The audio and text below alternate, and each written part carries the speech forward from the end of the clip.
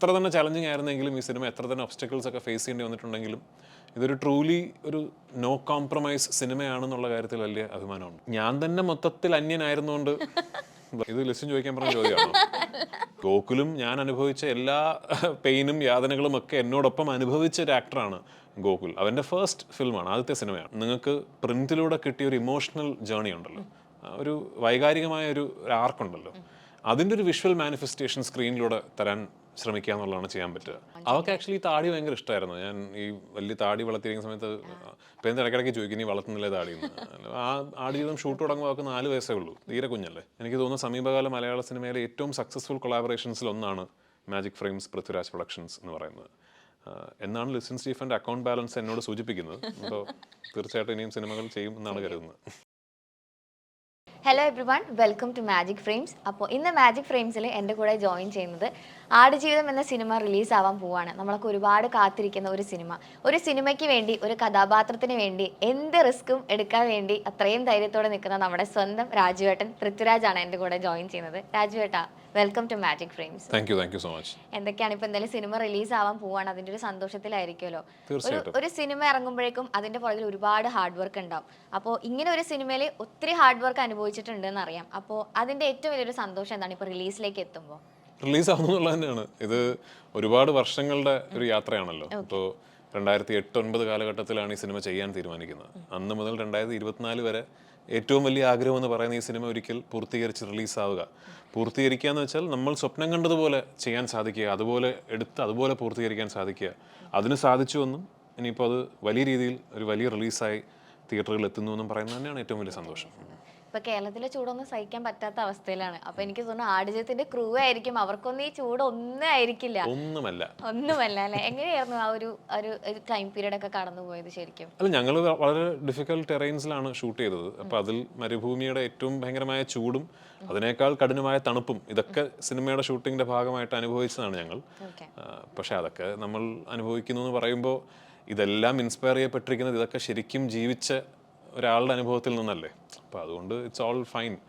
ഈ ഡെസേർട്ടിൽ ഷൂട്ട് ചെയ്യുക എന്ന് പറയുന്നതിൻ്റെ പിന്നിൽ ഇത്തരം ചാലഞ്ചസ് ഇൻവോൾവ് ആണെന്നുള്ളത് നല്ല രീതിയിൽ അറിഞ്ഞുകൊണ്ട് തന്നെയാണ് ഞങ്ങൾ പോയത്. ആൻഡ് താങ്ക്ഫുള്ളി എത്ര തന്നെ ചാലഞ്ചിങ് ആയിരുന്നെങ്കിലും ഈ സിനിമ എത്ര തന്നെ ഒബ്സ്റ്റക്കിൾസ് ഒക്കെ ഫേസ് ചെയ്യേണ്ടി വന്നിട്ടുണ്ടെങ്കിലും ഇതൊരു ട്രൂലി ഒരു നോ കോംപ്രമൈസ് സിനിമയാണെന്നുള്ള കാര്യത്തിൽ വലിയ അഭിമാനമുണ്ട്.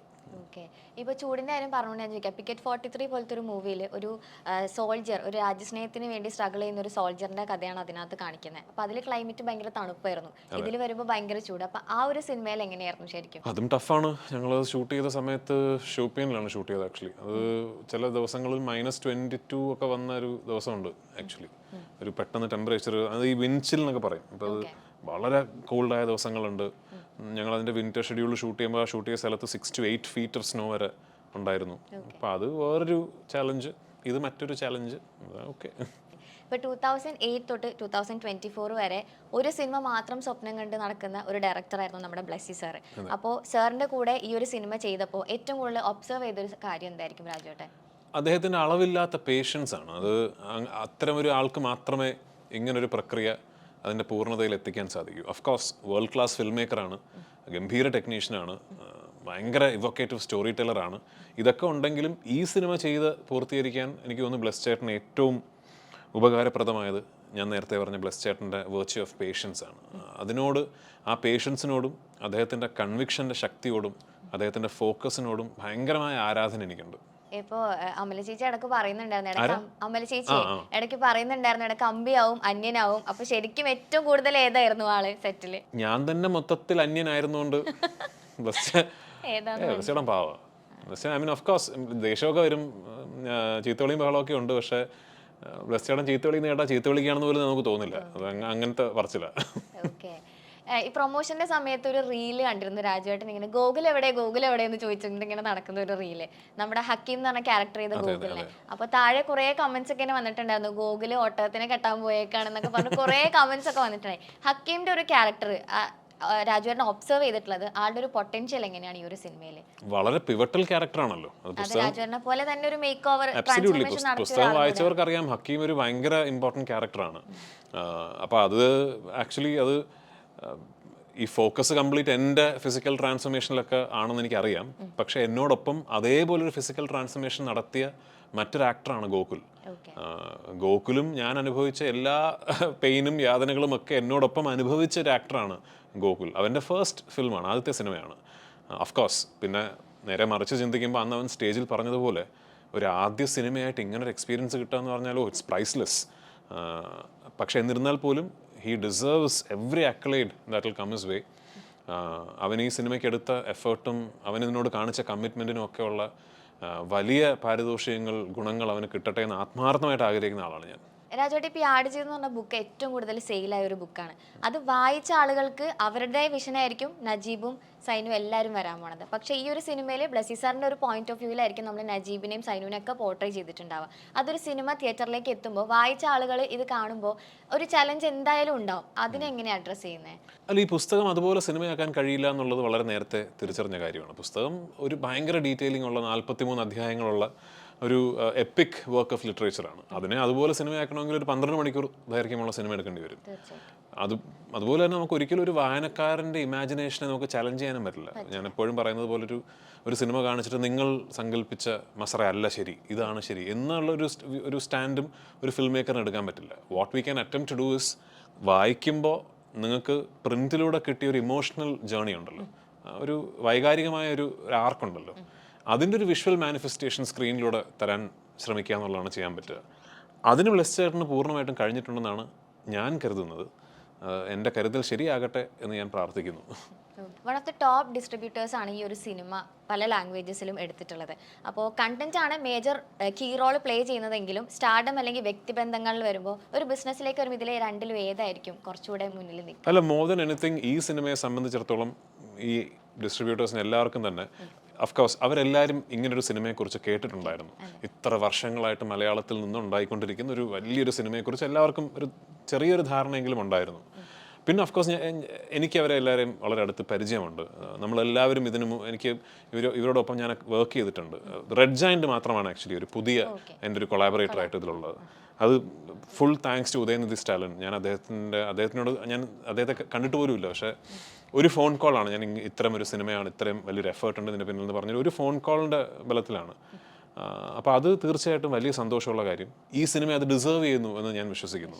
ഈ സിനിമ അതാത് ടെറിട്ടറീസിലെ ഏറ്റവും ടോപ്പ് ഡിസ്ട്രിബ്യൂട്ടേഴ്സ് മുഖാന്തരം നല്ല രീതിയിൽ റിലീസ് ചെയ്യപ്പെടുകയും അവിടെയുള്ള ആൾക്കാർക്ക് ഇത് കാണാനുള്ള അവസരം ലഭിക്കുകയും ചെയ്യണം എന്ന് ഞാൻ വിശ്വസിക്കുന്നു. And I'm happy it's happening. നജീബിനെ ഒട്ടകത്തിനെ കാണുമ്പോൾ ഒരു പേടി ഉണ്ടെന്ന് പറയുന്നുണ്ട്. രാജുവേട്ടന് ഒട്ടകത്തെ കണ്ടപ്പോൾ പേടി ഉണ്ടായിരുന്നു? അങ്ങനെ വലിയ പേടി ഒന്നും ഉണ്ടായിട്ടില്ല. തുടക്കത്തിൽ ഈ ഒട്ടകത്തിനെ കണ്ട് പേടിക്കുന്ന ഒരു സീനുണ്ട് സിനിമയിൽ. അത് സിനിമ കാണുമ്പോൾ മനസ്സിലാവും. ഓക്കെ. ഇതിൽ നമ്മുടെ ബെന്യാമിൻ സാർ എഴുതിയൊരു വരി ഉണ്ടായിരുന്നു, നാം അനുഭവിക്കാത്ത ജീവിതങ്ങളെല്ലാം നമുക്ക് വെറും കെട്ടുകഥകൾ മാത്രം എന്നുള്ളത്. അപ്പോൾ റിയൽ ലൈഫിൽ രാജുവേട്ടന് അങ്ങനെ എന്തെങ്കിലും ഒരു സംഭവം ഉണ്ടായിട്ടുണ്ടോ? ഈ സിനിമ തന്നെ അതിൻ്റെ വലിയ ഇതാണ്. കാരണം നമ്മളിപ്പോൾ ഈ പുസ്തകം വായിച്ചിട്ടും എത്ര തന്നെ നമ്മൾ ഇതിനെക്കുറിച്ച് ചിന്തിച്ചിട്ടും ഒക്കെ നമ്മളൊരു മരുഭൂമിയിൽ പോയി ഷൂട്ട് ചെയ്ത് തുടങ്ങുമ്പോഴാണ് അത്തരമൊരു ടെറൈനെ കുറിച്ച് ഒരുപാട് കാര്യങ്ങൾ നമ്മൾ മനസ്സിലാക്കുക. ഇപ്പോൾ നമ്മളൊരു ഡെസേർട്ട് സഫാരി പോകുന്ന പോലല്ല ഒരു മരുഭൂമിയിൽ 3 മാസത്തോളം താമസിച്ചൊരു സിനിമ ഷൂട്ട് ചെയ്യുമ്പോൾ നമുക്കുണ്ടാകുന്ന നമ്മൾ തിരിച്ചറിയുന്ന കാര്യങ്ങൾ. അപ്പോൾ ഏറ്റവും കൂടുതൽ പുതിയ ഇൻഫർമേഷൻ എനിക്ക് കിട്ടിയിട്ടുള്ളത് ഈ സിനിമയുടെ മേക്കിംഗ് പ്രോസസ്സിൽ ഈ മരുഭൂമിയെ കുറിച്ചാണ്. ഏറ്റവും കൂടുതൽ ടഫ് ആയിട്ടുള്ള ഒരു സീൻ ഏതായിരുന്നു ചെയ്തപ്പോൾ ഭയങ്കര ബുദ്ധിമുട്ട് തോന്നിയൊരു? എനിക്ക് ഞാനത് ഇതിനു മുമ്പും പറഞ്ഞിട്ടുള്ളതാണ്, എനിക്ക് ഈ സിനിമയെ സംബന്ധിച്ചിടത്തോളം സാധാരണ സിനിമകളെക്കുറിച്ച് സംസാരിക്കുന്നത് പോലെ ഇന്ന സീൻ, ഇന്ന ഷോട്ട്, ഇന്ന ദിവസം എന്നൊരു വേർതിരിവ് കൊണ്ടുവരാൻ പോലും എനിക്ക് സാധിക്കുന്നില്ല. എനിക്ക് ഈ ഒരു സിനിമ ഒരു സിംഗുലർ എക്സ്പീരിയൻസ് ആയിട്ട് ഐ ലിവ് ത്രൂ എന്നുള്ള രീതിയിലാണ് എൻ്റെ മനസ്സിൽ ഇപ്പോൾ ഉള്ളത് ആക്ച്വലി. ഓക്കെ. രാജേട്ടൻ പറഞ്ഞിട്ടുണ്ട് മല്ലികാൻറ്റിനെ വീഡിയോ കോൾ ചെയ്യുക ഒന്നും ചെയ്തിട്ടുണ്ടായിരുന്നില്ല, ബിക്കോസ് ആ ഒരു ട്രാൻസ്ഫോർമേഷൻ മല്ലികാൻറ്റി കാണാൻ ഒട്ടും ആഗ്രഹിക്കുന്നുണ്ടായിരുന്നില്ല. പക്ഷേ സുപ്രിയ ചേച്ചി സെറ്റിലൊക്കെ വീഡിയോ കോളൊക്കെ ഞാൻ ചെയ്തിട്ടുണ്ടായിരുന്നു. പിന്നെ ആ സമയത്തൊക്കെ ഞാൻ ഷർട്ടൊക്കെ ഇട്ടിരിക്കുന്നുണ്ട്. അങ്ങനെയായിരുന്നു. സുപ്രിയ ചേച്ചി ഇപ്പോൾ സെറ്റിൽ വന്നിട്ടുണ്ട്. പക്ഷേ അലങ്കൃത എങ്ങനെയായിരുന്നു രാജുവേട്ടനെ കണ്ടപ്പോൾ? ഇപ്പോൾ ട്രെയിലറൊക്കെ വെച്ച് കണ്ടപ്പോഴാണെങ്കിലും ആളുടെ ഒരു റെസ്പോൺസ്? അവർക്ക് ആക്ച്വലി താടി ഭയങ്കര ഇഷ്ടമായിരുന്നു. ഞാൻ ഈ വലിയ താടി വളർത്തിയിരിക്കുന്ന സമയത്ത് ഇപ്പം എന്താ ഇടയ്ക്കിടയ്ക്ക് ചോദിക്കും നീ വളർത്തുന്നില്ലേ താടി. ആ ആടുജീവിതം ഷൂട്ട് തുടങ്ങുമ്പോൾ അവർക്ക് 4 വയസ്സേ ഉള്ളൂ, തീരെ കുഞ്ഞല്ലേ. രാജോട്ട്, ഇപ്പോൾ കോവിഡ് സമയത്ത് ഭയങ്കര ബുദ്ധിമുട്ടുകൾ ഫേസ് ചെയ്തിട്ടുള്ള കാര്യങ്ങൾ പറഞ്ഞു. അപ്പോൾ ഞാൻ ചില വീഡിയോസ് കണ്ടപ്പോൾ ഞാൻ അതിലേറ്റവും നോട്ട് ചെയ്തത് രാജുവേട്ടൻ ഭയങ്കരമായിട്ട് മോട്ടിവേറ്റ് ചെയ്യുന്നുണ്ടായിരുന്നു. എനിക്കൊന്നും ദ ഹോൾ ക്രൂവിനെ ആണെങ്കിലും ബ്ലെസ്സി സാർ ഇനിയിപ്പോൾ നമ്മൾ രാജു തിരിച്ച് ഈ ട്രാൻസ്ഫോർമേഷൻ എങ്ങനെ കൊണ്ടുവരുമെന്ന് ചോദിക്കുമ്പോഴും ബ്ലെസ്സി സാറിന് കൊടുക്കുന്ന ഒരു സംഭവം കൂടെ ഉണ്ടായിരുന്നു. അപ്പോൾ അതൊരു ഡയറക്ടർ, രാജുവേട്ടൻ്റെ ഉള്ളിലൊരു ഡയറക്ടറിൻ്റെ ഇതായിരുന്നു ഒരു ഹോൾ ക്രൂവിന് അത്രയും ഒരു മോട്ടിവേഷൻ കൊടുത്തത്. അല്ല, ഇത് നിവൃത്തിയില്ലായ്മയാണ്. കാരണം ഇപ്പം നമുക്ക് ഈ വേറെ ചോയ്സ് ഇല്ലല്ലോ. ഇപ്പോൾ ഷൂട്ടിംഗ് നിന്നു അപ്പോൾ അതിനെ നമ്മളിപ്പോൾ ഈ പറഞ്ഞ പോലെ നമ്മുടെ കൺട്രോളുള്ള കാര്യമല്ല. ഇനിയിപ്പോൾ ഈ ഷൂട്ടിംഗ് തുടങ്ങിയാലും ഞാൻ ഒന്നുകൂടി ഈ ട്രാൻസ്ഫർമേഷൻ നടത്തിയേ പറ്റുമല്ലോ. അതെങ്ങനെ ഷൂട്ട് ചെയ്യുക, കണ്ടിന്യൂറ്റി ഇല്ലേ. അപ്പോൾ അതിന് വേറെ ചോയ്സ് ഇല്ലാത്തടത്തോളം കാലം പിന്നെ നമ്മൾ അതിനെക്കുറിച്ച് ആലോചിച്ച് ടെൻഷൻ അടിക്കേണ്ട കാര്യമില്ല. പിന്നെ ഓഫ് കോഴ്സ് ഒരു ഡയറക്ടർ, ഒരു ലീഡ് ആക്ടർ എന്ന് പറയുമ്പോൾ you are also designated to take leadership roles അങ്ങനത്തെ ഒരു സിറ്റുവേഷനിൽ. അപ്പോൾ തീർച്ചയായിട്ടും ക്രൂവിനെ മോട്ടിവേറ്റ് ചെയ്യുക എന്ന് പറയുന്നത് എൻ്റെ ഒരു റെസ്പോൺസിബിലിറ്റി ആയിട്ട് ഞാൻ കരുതി. പിന്നെ ഞാൻ ആ സമയത്ത് തിരിച്ചറിഞ്ഞ വേറൊരു കാര്യം, എല്ലാവരും ആക്ച്വലി എന്നെ സമാധാനപ്പെടുത്തുമായിരുന്നു. കാരണം ഞാൻ ഈ ഭക്ഷണം കഴിക്കാതിരിക്കുന്നത് പറഞ്ഞാൽ എല്ലാവരും വന്നിട്ട് ചേട്ടാ കുഴപ്പമില്ല ചേട്ടാ, നമുക്ക് പെട്ടെന്ന് ഷൂട്ടിംഗ് തുടങ്ങാൻ പറ്റുമായിരിക്കും ചേട്ടാ എന്നൊക്കെ പറഞ്ഞ് എന്നെ സമാധാനപ്പെടുത്തുകയാണ്. അപ്പം പിന്നെ ഞാനും കൂടെ അങ്ങ് ഡൗൺ ആയാൽ കുഴപ്പമാവുമല്ലോ. അജിത്തേട്ടനായിരുന്നല്ലോ കംപ്ലീറ്റ് ട്രെയിനിങ് പ്രോസസ്സിൽ കൂടെ ഉണ്ടായിരുന്നത്. അജിത്തേട്ടൻ്റെ ഒരു സപ്പോർട്ട് എങ്ങനെയായിരുന്നു? അല്ല, അജിത്താണ് എൻ്റെ കംപ്ലീറ്റ് ട്രാൻസ്ഫർമേഷൻ സൂപ്പർവൈസ് ചെയ്തത്. എൻ്റെ വർക്കൗട്ടും ന്യൂട്രീഷനും ഒക്കെ നോക്കിയത് അജിത്താണ്. അജിത്ത് എൻ്റെ കൂടെ ത്രൂ ഔട്ട് ജോർഡനിൽ ഉണ്ടായിരുന്നു. ഓഫ് കോഴ്സ് എൻ്റെ അജിത്ത് ഇല്ലാതെ എനിക്ക് അജിത്ത് ഉണ്ടായിരുന്നു, ഒരു ഡോക്ടർ ഉണ്ടായിരുന്നു. ഇവരൊക്കെ ഇല്ലാതെ ഇത് ചെയ്യാൻ പറ്റില്ലായിരുന്നു എനിക്ക്. മാജിക് ഫ്രെയിംസ് ആയിട്ട് ഇനി ഒരു കൊളാബറേഷൻ എന്നായിരിക്കും, ഒരു അസോസിയേഷൻ അവരായിട്ട്? ഇത് ലിസ്റ്റ് ചോദിക്കാൻ പറഞ്ഞ ചോദ്യമാണോ? മാജിക് ഫ്രെയിംസ് ആയിട്ട് ഞാൻ എന്തായാലും ഇനി സിനിമകൾ ചെയ്യും. എനിക്ക് തോന്നുന്നു സമീപകാല മലയാള സിനിമയിലെ ഏറ്റവും സക്സസ്ഫുൾ കൊളാബറേഷൻസിൽ ഒന്നാണ് മാജിക് ഫ്രെയിംസ് പൃഥ്വിരാജ് പ്രൊഡക്ഷൻസ് എന്ന് പറയുന്നത്. എന്നാണ് ലിസൺ സ്റ്റീഫൻ്റെ അക്കൗണ്ട് ബാലൻസ് എന്നോട് സൂചിപ്പിക്കുന്നത്. അപ്പോൾ തീർച്ചയായിട്ടും ഇനിയും സിനിമകൾ ചെയ്യും എന്നാണ് കരുതുന്നത്. ഓക്കെ രാജുവേട്ടാ, താങ്ക് യു സോ മച്ച്. അപ്പോൾ ആടുജീവിതം ഭയങ്കര വലിയൊരു ഹിറ്റ് ആവട്ടെ. അപ്പോൾ March 28 എല്ലാവരും തിയേറ്റേഴ്സിൽ തന്നെ പോയി സിനിമ കാണാം. And all the very best. Thank you so much.